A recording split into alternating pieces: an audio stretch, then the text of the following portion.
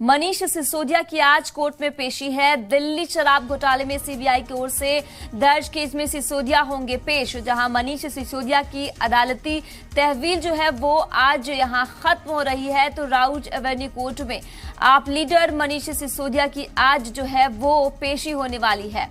तो आज कोर्ट में पेशी। दिल्ली शराब घोटाले में सीबीआई की ओर से दर्ज केस में सिसोदिया होंगे पेश।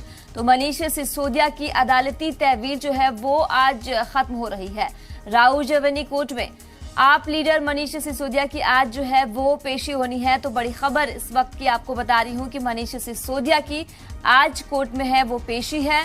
दिल्ली शराब घोटाले में सीबीआई की ओर से दर्ज केस में सिसोदिया होंगे आज पेश।